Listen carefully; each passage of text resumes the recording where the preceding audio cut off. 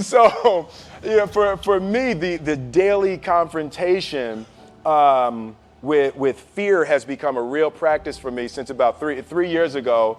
I went skydiving in Dubai, right? And skydiving is a really interesting confront with fear, right? So I gotta stand up. I'm sorry, I gotta stand up. All right. So all your friends, what happens? You go out. I dropped my thing. So what happens is you go out the night before and you take a drink with your friends, and somebody says, "Yeah, we should go skydiving tomorrow." And you go, "Yeah, we'll go skydiving tomorrow." Yeah. And you go, "Yeah." And everybody goes, "Yeah." Right? And you go home and you by yourself, you're like,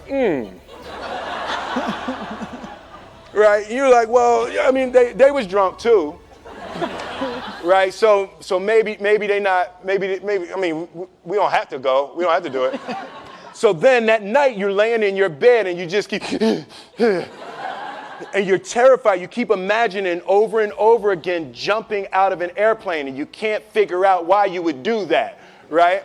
And you're laying there and you have the worst night's sleep of your life, but you still have the hope that your friends were drunk, right?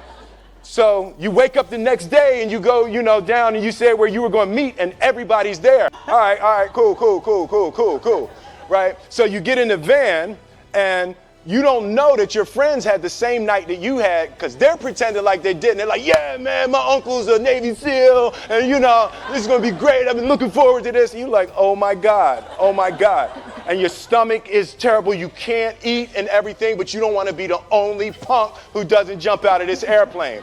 So you get there, and then you have this safety brief. And you're standing there, and the guys will tell you, well, if the chute doesn't open, what's going to happen is why the hell, what could happen?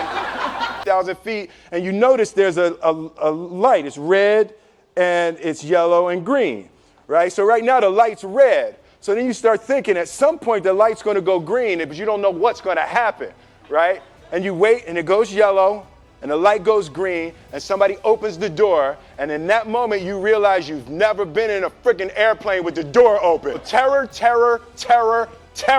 right? So you go, and then, if you were smart, you sat in the back so you don't go first, right?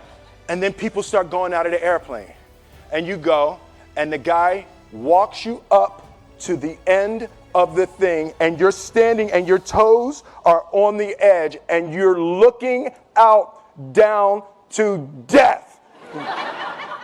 And they say, "On 3."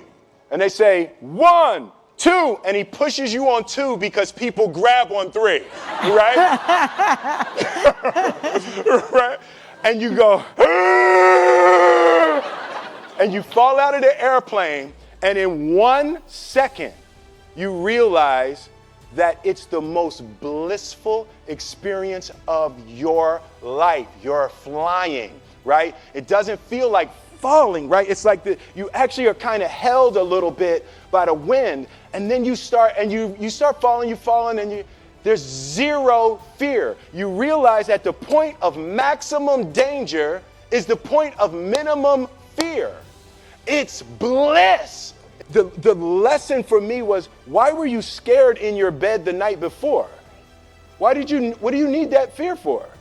Just don't go. Why are you scared in your bed 16 hours before you jump? Why are you scared in the car?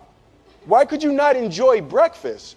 What did you need that? The fear is fear of what? You're nowhere even near the airplane. Everything up to the stepping out, there's actually no reason to be scared. It only just ruins your day. You don't have to jump. And then in that moment, all of a sudden, where you should be terrified is the most blissful experience of your life. And God placed the best things in life on the other side of terror. On the other side of your maximum fear are all of the best things in life. So that was. Sorry. So that was. No, it's good. That was my experience with skydiving and fear.